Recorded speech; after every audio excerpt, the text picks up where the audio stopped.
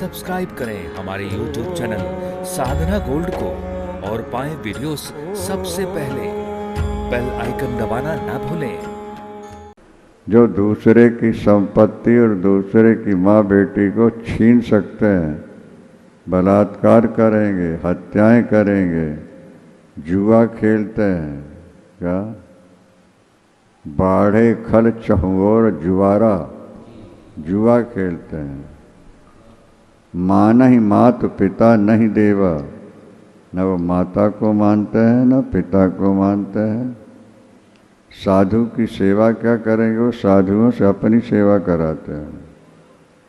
ऐसे जिनके आचरण हैं वो राक्षस है। इसलिए हमने कहा ना कि हमारे आपके बीच में भी राक्षस है। और जिन लोगों ने अपना जीवन भजन में परोपकार में लगा दिया, अपने जीवन को संकट में डाल के भी दूसरों का हित किया,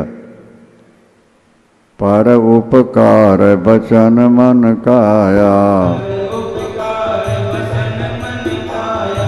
शांत सहज स्वभाव खगराया। जो परोपकार करते हैं, जो दूसरे के प्रति दयावान होते हैं, जो दूसरों को सुख देकर अपने सुख का भी त्याग कर देते हैं, वे किसी भी कुल में पैदा हो वो देवता होते, वो मनुष्य होते। शरीर से नहीं, कर्म से व्यक्ति बनता है। अपने कर्म को सुधार लो। आपकी क्रिया दूसरे को सुख देने वाली है, आप देवता हो। आपकी क्रिया दूसरों को दुख देने वाली है, अब दैत्य हो। हम कहा करते हैं कि देखो, जटायु मांस खाने वाला था, हाँ, अधम जाति का है। कौआ और गीध जो है, शरीर छू जाए तो कपड़े सहित नहाना चाहिए, लिखता हूँ शास्त्र। गीध अधम, इसका विशेषण क्या दिया है? अधम है, नीचा है। खग पक्षी है। आमिष भोजी, वो वेजिटेरियन नहीं, नॉन वेजिटेरियन। वो कौन?